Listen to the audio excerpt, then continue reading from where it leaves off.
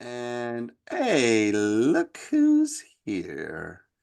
I see some of the usual suspects, Kelsey and Loretta and Joni and Eve and Carrie and Debbie and Barbara is coming in, but Nancy Driver, this is a great day for you to be here. I know. If you want to join, you can unmute and say whatever you like. Oh, and there's Shannon. Shannon, oh my gosh, this is also a great day for you to be here. Oh, Nancy, were you going to say something? I was just saying that the subject matter definitely attracted me in an extra big way. Oh, that's excellent.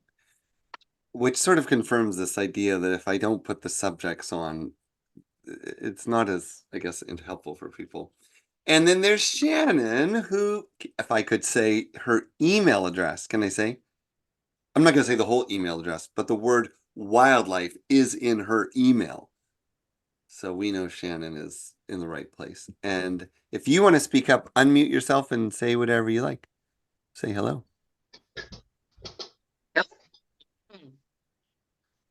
Hi, Carrie. Just got back from this place where there's lots of roosters and Why? fish. Kauai, yeah. Fish and fish. And fish, but roosters is the predominant animal there. Yeah. That's hilarious. At 4 a.m. Shannon, did you want to unmute and join? Say something? You're not unmuted yet. I can't read your lips. There. Oh, yes. Yeah. Yes. What did you ask? I'm sorry. This is all new stuff for me getting used to this. So That's okay. I didn't know if there was just something you wanted to share with the group by way of a greeting or something about your email name. So I was. Oh, wildlife writer. Yeah. Well, I was mostly just happy to see you and say hello. Yes. Happy to see you. And so for those of you who don't understand the greetings for these two people, it's because I know these two people and I haven't seen them in a long time. But fortunately, I get to see people like you, Jan, and Barbara, and Kawika, and Debbie, and Chantal, and the others all the time. We are going, so I have to, important disclaimer, I made it here today. I'm so sorry about the last 2 weeks. I actually do have to end a little early today, but we're going to get into the material early today. For the new folks, we usually kind of schmooze and chat and get into it slowly, and usually 10 after we're just barely starting. So we'll probably finish around 10:02, but I've got a plan for today, and so I'm ready to go. Debbie, is there anything you wanted to share before we launch? Yes, I quickly wanted to say happy birthday to Carrie, and I'm sorry I missed your birthday. Get in touch with me. Mahalo. Had a lovely birthday. Thank you. When was your birthday? April 28th, last week in Kauai with Jan. We went. Oh, well, what a perfect birthday. Very perfect. Yes, it was lovely. Sunrise in the morning. It was just with the chickens, and yeah, it was pretty rainy there. So the morning, my birthday morning, the sun rose visibly. Nice. Well, oh, and welcome Kelly Landon, who's joined us, and John is out there somewhere.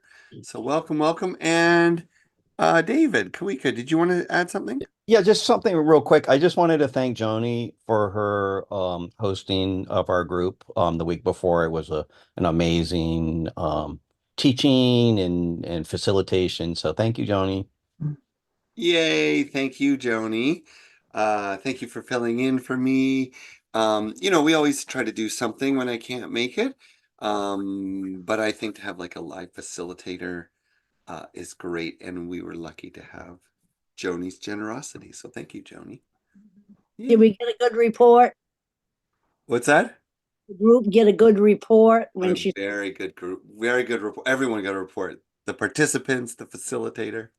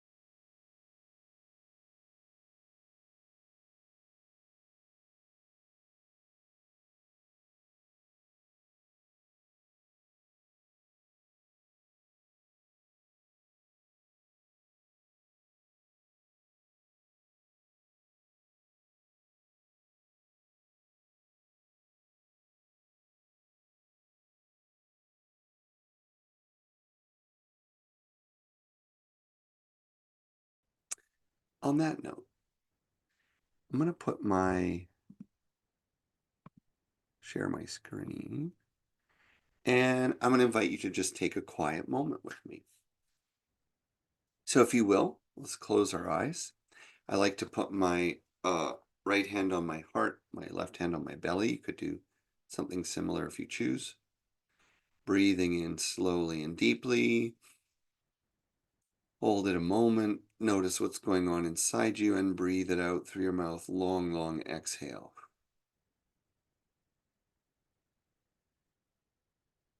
And again, drawing in slowly but fully. When you're full of breath, then hold it a moment. Notice tension, tightness, resistance. Breathe it out through your mouth. Let your jaw open slightly. And a couple more times, just however it comes to you, but we're going to focus on the exhale. Really long exhale, breathing in through the nose.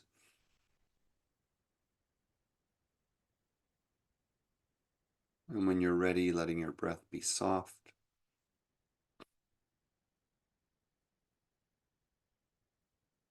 Noticing the quietness growing within you and around you.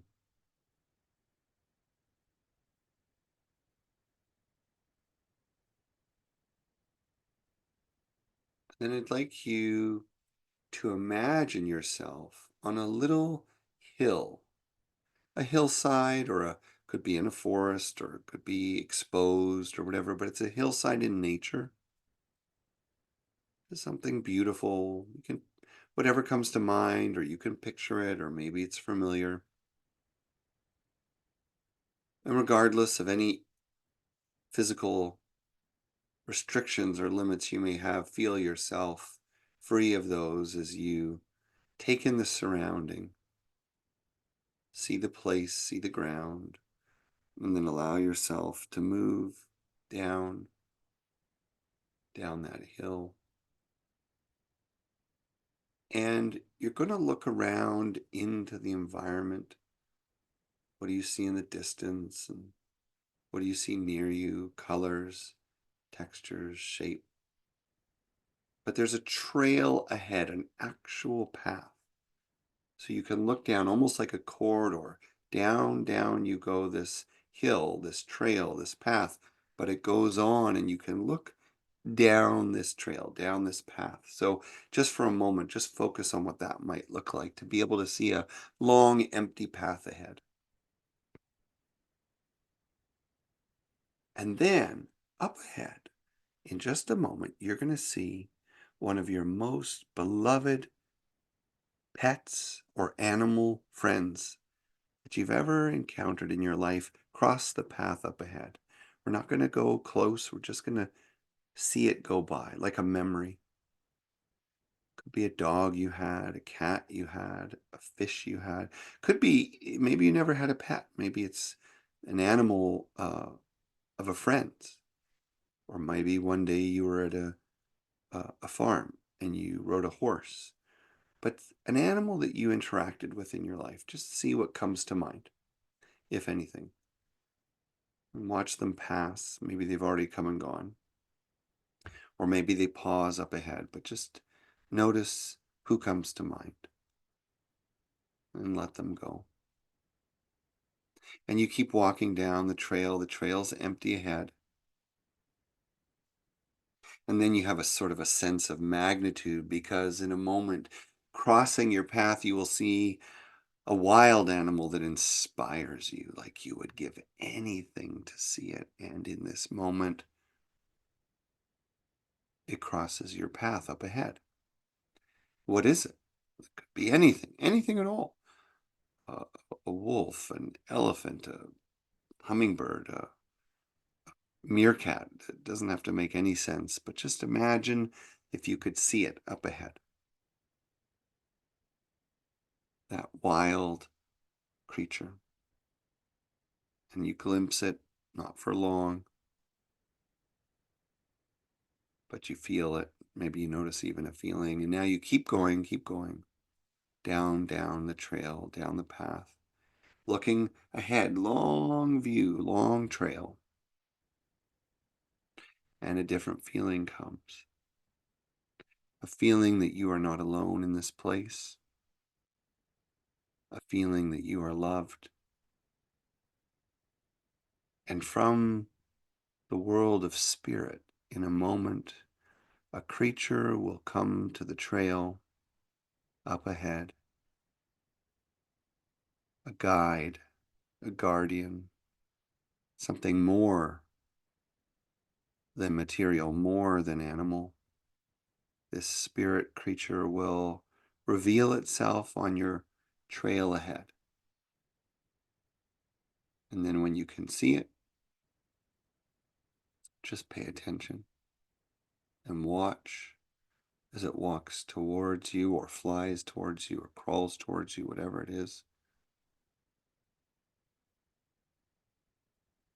until it's close and you can see it. Imagine, even if you're kind of in and out of this, picture it as best you can, the size, the feeling of being near it. Can you touch it or not touch it? Can you hear it or not hear it?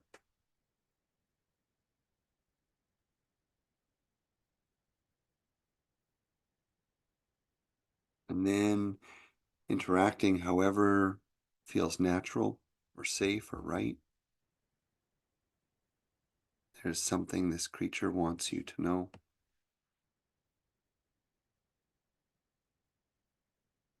What is that?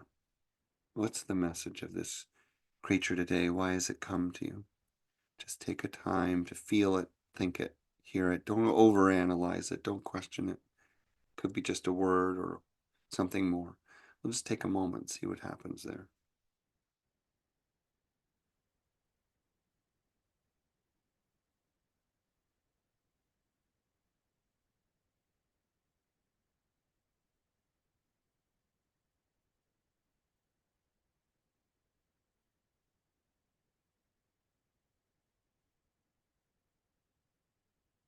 Hmm.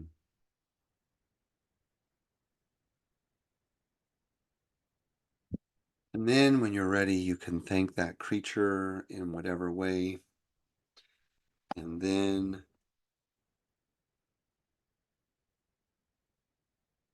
wish it well and turn on the path and begin the journey back, walking up the trail,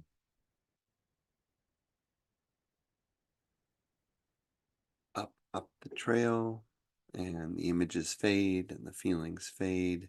The message stays with you. And when you're ready, you can open your eyes. If you need to write anything down, remembering which animals you saw, you could do that. Or just come back to the screen.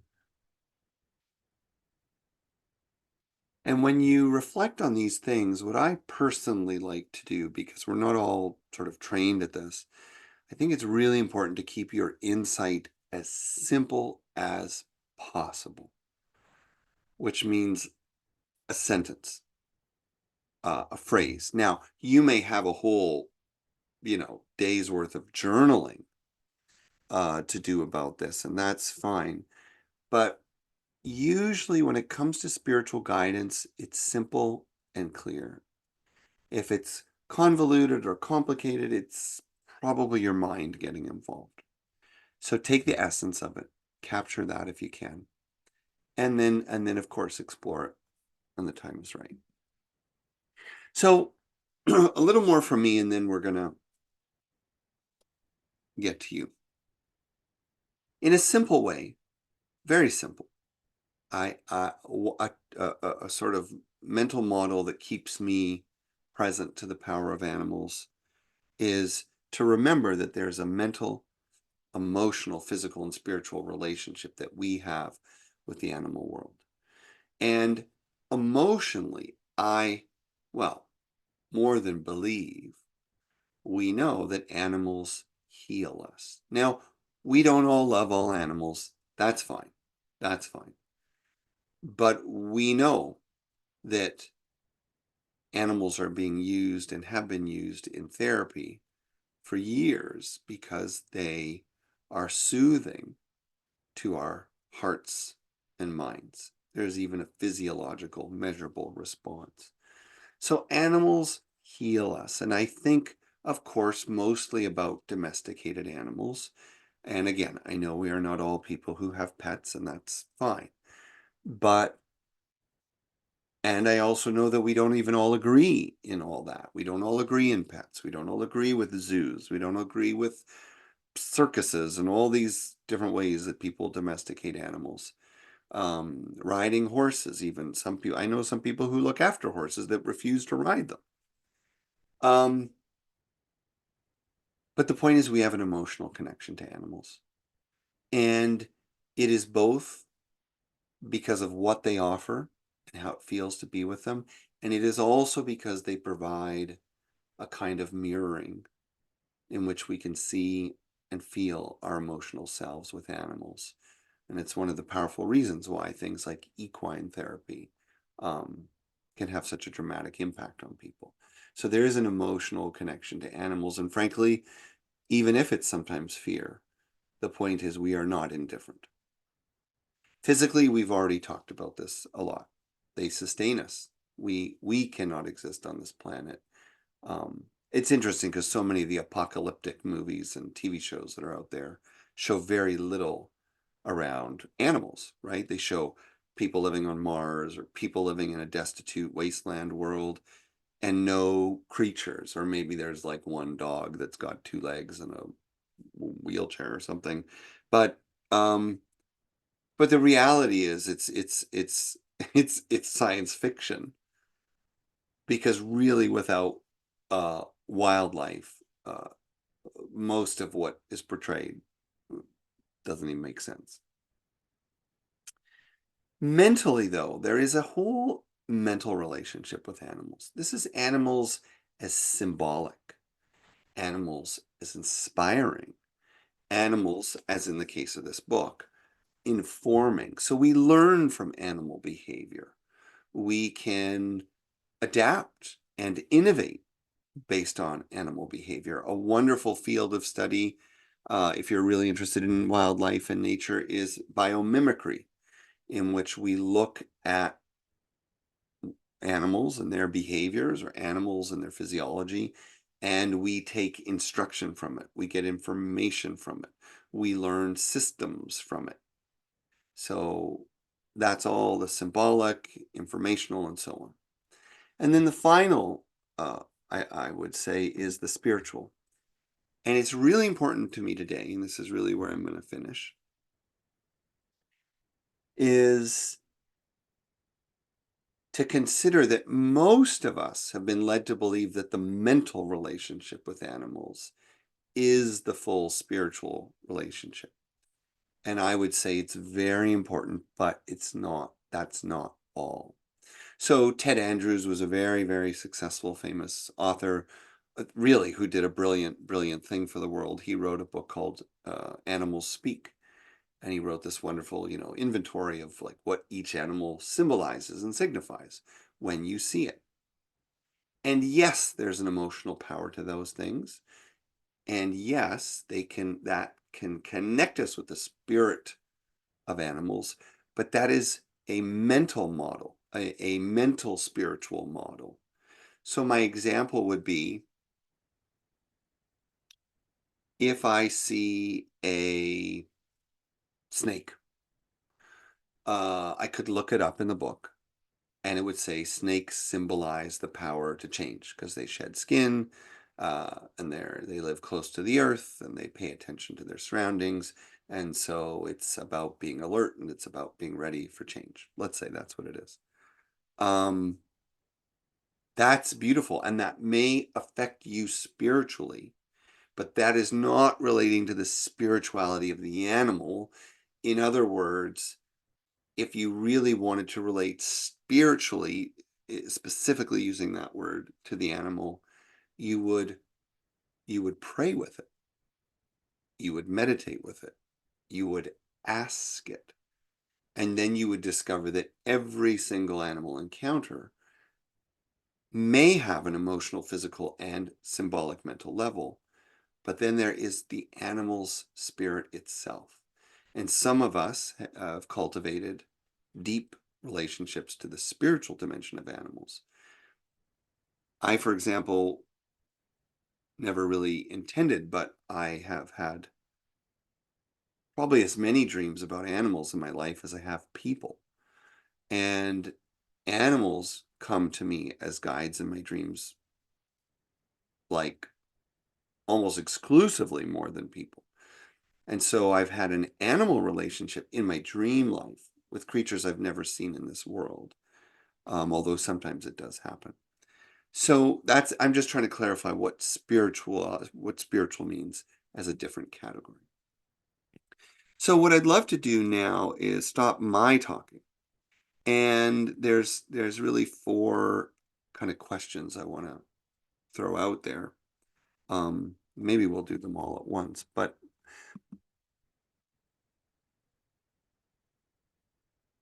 the first is whether anyone would like to make a comment or share something about a domesticated animal that touched your life or taught you something.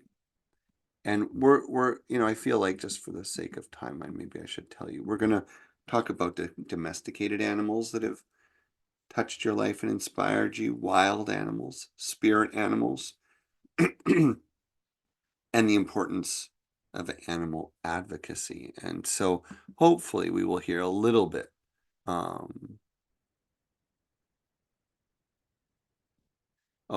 sorry, there's a question about eagle feathers. So Kelsey, we're going to get you up next. Technically, no. If you are non-Indigenous, technically by law, you cannot carry an eagle feather. I say technically because I have them all around me. Well, never mind. This is recorded, so I have no eagle feathers. Kelsey, go ahead. Although it's a great honor, and I just say take good care of it. Did you want to share something about an animal in your life? Yeah. Well, first thing I wanted to say is that my cat Macro, I can't even like turn my camera to show you guys, but he got off of my lap during this and laid down, and he is cuddled up, laying on top of my computer keyboard. But it was really cute because as he moved there, it was like the whole panel of people was on that side. It was almost like he like cuddled up with everyone in the group. He just like curled up like next to everyone, and that's totally him. He would want to sit on everyone's lap. Like that's what he would be doing if you guys were all at my house. That's crazy. That's great. So that's the first thing I wanted to share. But the story that I have about a domesticated animal that like really touched my life and made a really big impact for me was actually the cat that I had before Macro, and his name was Chester.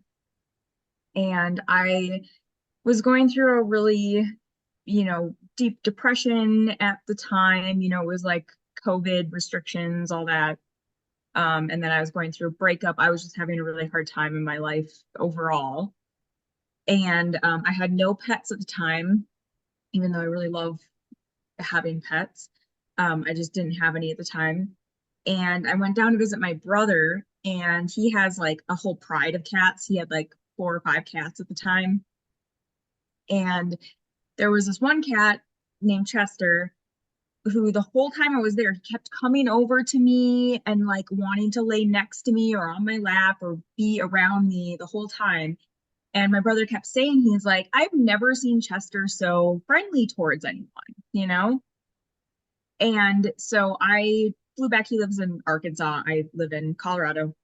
So I flew home, and I think like maybe a month later or something, my brother then came up to visit me, and he brought me that cat, Chester. Oh, Because like I said, he had a bunch of cats, and he's like, I just think you really need a cat. And so he just brought me Chester. And he's like, I just think that, he has a really good relationship with you, and like you should take care of him. So I have this adorable orange cat who like brought so much to my life. And, every day I would get home from work, he would be sitting on the windowsill, either looking for me, or as soon as I came into the door, he'd come running to the front door to like greet me, right? Just like adorable, super friendly, affectionate, just like gave me so much that I needed. And this cat was like middle of his life, maybe even like young. I don't even know how old he was. But one Saturday morning, he would sleep in bed with me, and I remember I was awake. I had just woken up, and the cat was in bed with me, and he gave me just like two or three maybe like licks right here on the cheek, just like two, three licks, and then he jumped off down off my bed. And he went into the hallway, and as soon as he got into the hallway, he like let out this like huge yelp, like this cry, right? Like I knew it was like not good. So I come out, I jump out of bed, I come around the corner, and now he's walking with only his front legs, and his back legs are dragging behind him. And again, he's crying out. I know this is like not good. So I immediately, like gather him up. I run to the hospital. Anyways, long story short, it was the end of his life, and he had some blood clots were developing. So they had told me that a blood clot was thrown to his back legs, and that's why he couldn't walk suddenly. And I, had to make the decision and everything. It's a hard day. But it was just like in the short time that I had him, because I only had him for 3 months, like he taught me so much, like just so much, and gave me so much love that I really needed. And then just how, other people have had pets pass.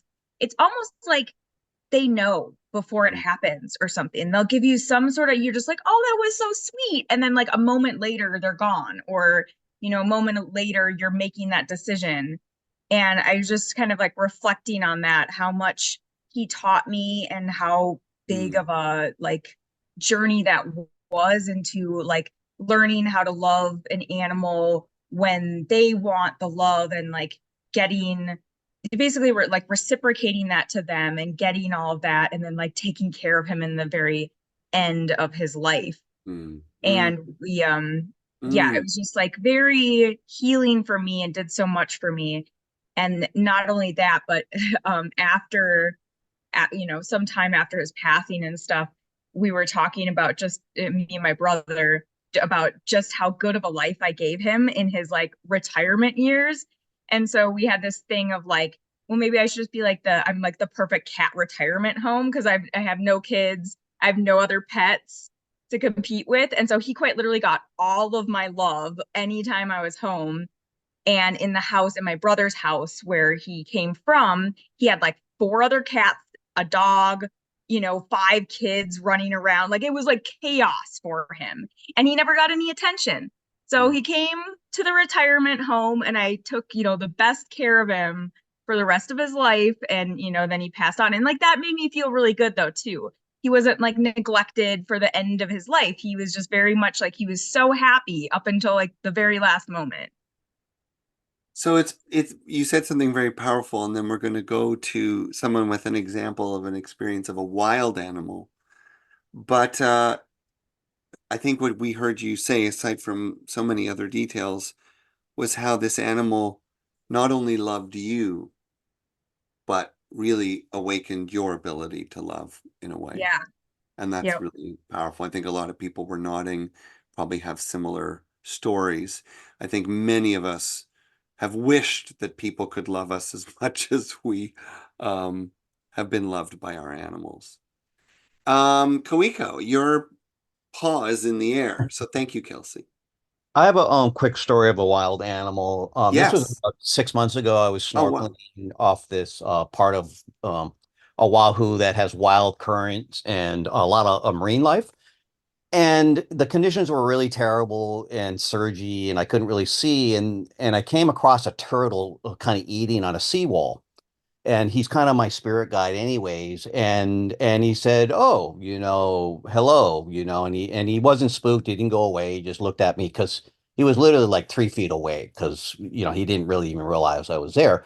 And I looked down on his fin, and I saw basically trauma to his fin, and it was all mangled by a shark. It had been bitten off, and it had healed back, and he wasn't suffering, and he was just kind of continuing on his journey. and I instantly like had trauma for him and related and just said, I'm sorry, brother, that this trauma. And he just kind of looked over at me and says, life goes on. And then I kind of turned my head to the right and I see a black tip shark, kind of come up out of nowhere. And he didn't even bat an eye, like, and then I kind of reflected on it later on in the day of my own fear of when trauma happens to me. And it was just such a teacher to see how, he coexists with these predators that literally tried to kill him and created this incredible trauma that he overcame, but yet he forgave them. Mm. And he didn't like tense up and run away or go into a rock or anything. He just said, like, I forgive you, and it just kind of all kind of sunk in, and I was just humbled and just, said thank you, teachers, and yeah, I just wanted to share that. Wow, that is a powerful story, and more than just that you saw that the turtle went on with its life without dwelling. And it doesn't mean we don't need to grieve and we don't need to heal. I mean, all those things are true for us as people. But there is a way that animals simply adapt and move on, adapt and move on. And but to add the shark to the story really completes it, doesn't it? Yeah. Because it shows a kind of present moment living Yeah. that creatures are capable of. And again, I'm going to keep this very short. We're going to move to a story, hopefully, of a spiritual relationship to an animal or a spirit animal. But in my work with people and in my own work in my own self, um, the way our formative years and traumas live with us every day, it is really um, the blessing and the curse of being human, right? Which is we're complex and we're dynamic and we're emotional and we have all these layers. But good golly, moving on and living with our wounds is something we don't do as gracefully as most animals do. Okay, I have Loretta and Chantel with their hands up. So what I'm going to say is we're getting close to the end of our time. I don't actually have to go that early, but we'll end up a couple hours or a couple minutes before the hour, or a few minutes. So if we can sort of be a little bit brief so we can hear a few more voices. Chantel, I noticed your hand was up first. Do you have a story or Well, a I have a summary or something? brief story of, Yeah. I'm not into animals as such, but animals are into me. Uh-huh. So my brief story about the wild animals, I was in Alberta and I was walking along the edge of a forest in the field. And as I walk, all of a sudden, a deer come out and I'm there and we look at each other, both surprised, and the feeling was peace. We're just surprised. He looked at me, I look at him, and he went back. But there was that peace, that peace that says surpass understanding. So that was my experience of the wild. And also I had an experience of the wild, but in my bedroom, where a lion came in my bedroom and roar at me, and is saying to me, wake up, Chantel. So that was my experience, my spiritual experience. And my day-to-day experience is when I went to visit my daughter in Alberta, and she has a dog business. And that day, she had 20 dogs in the house and 5 cats. So I got hit by tails all over the place, and I said, oh, my joint. But the dogs followed me everywhere. So I guess they love you unconditionally, but talk about having many dogs in the house. So it's a good experience. Nice. So I That's want to beautiful. share And I that. like the way you walked through all the different types for us. Yeah. Domestic, wild, and spirit. So I hope everyone's going to do some thinking about this. Loretta, did you want to share something? We still Yeah, I had a spirit story to tell. Yeah, tell it. I was always drawn to herons. I would see them. I would get so excited. I would be like, oh, there's a heron. And from the time I was young, very young, when I got married, the first time my grandmother said, I don't have money to buy you something, but you can have something that one of my possessions. And my grandfather always bought these lovely ceramic pieces of different animals. And she had one that was a heron that's probably about 9 or 10 inches tall. And I said, oh, I want that, and I treasure it.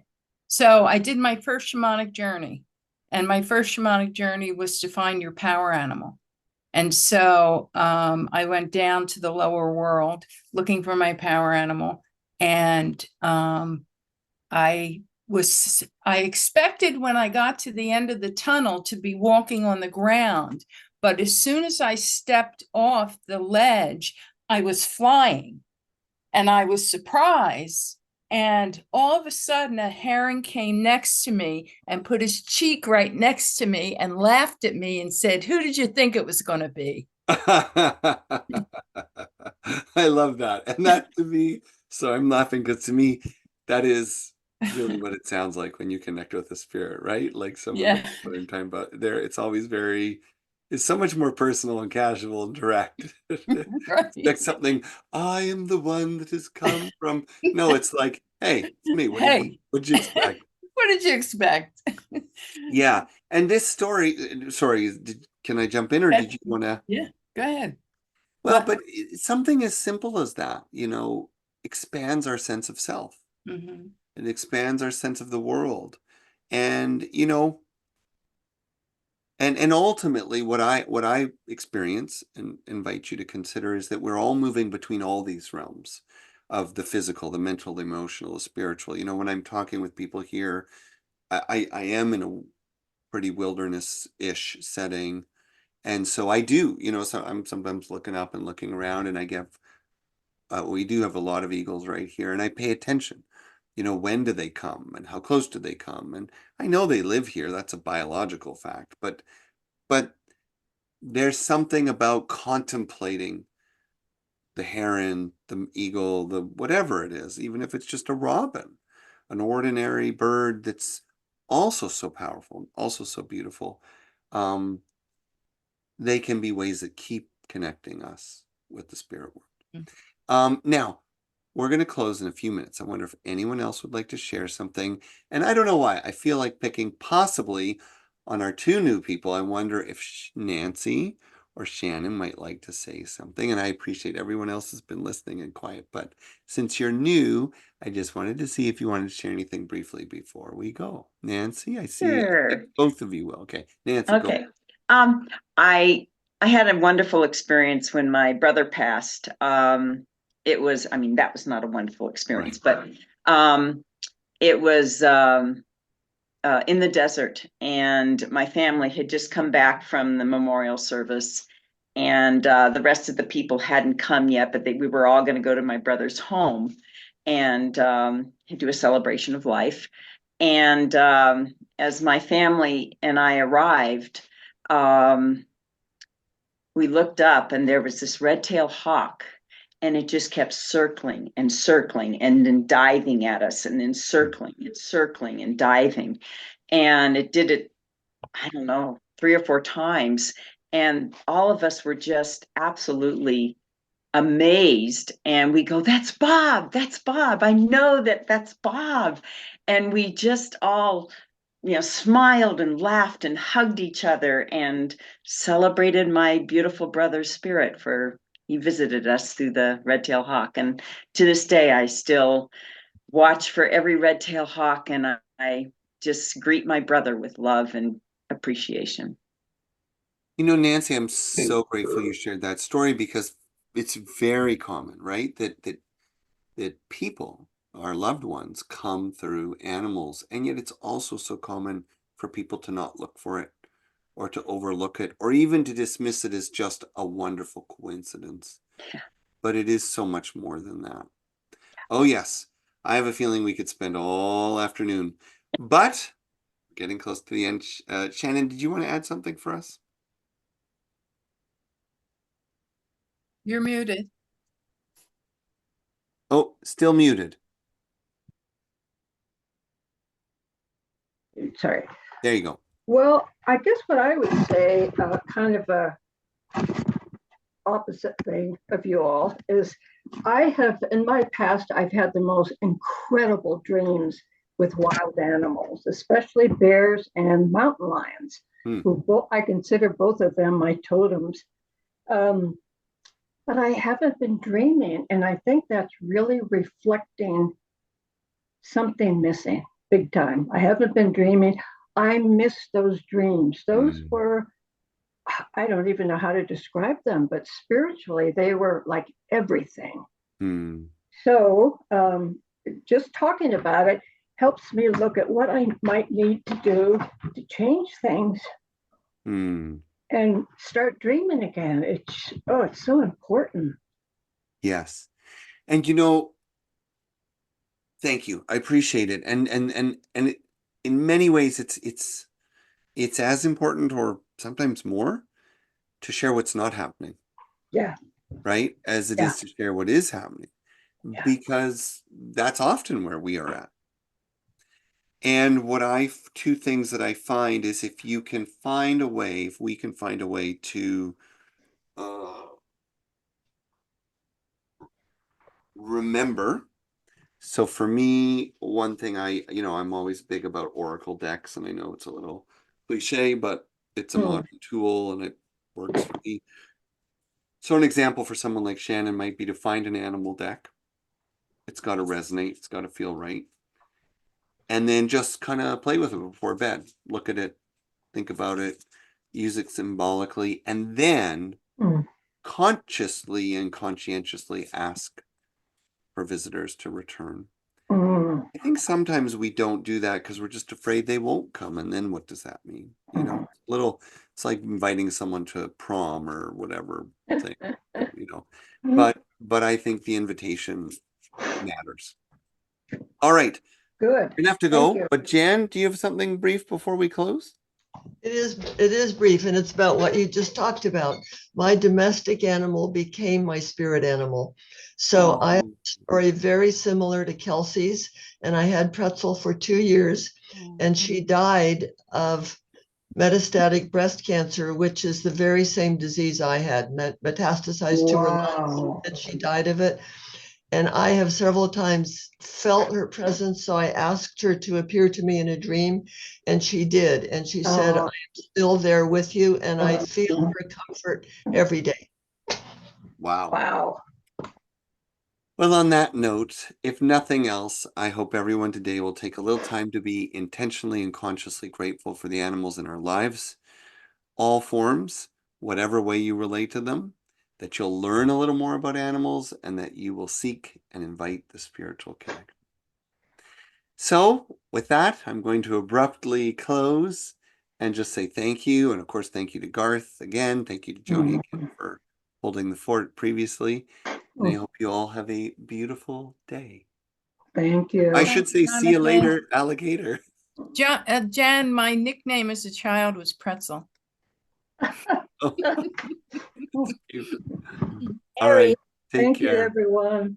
All right. Such a pleasure. Such a pleasure. Good to see you. Great day. Thank you. All right. Bye-bye. Bye.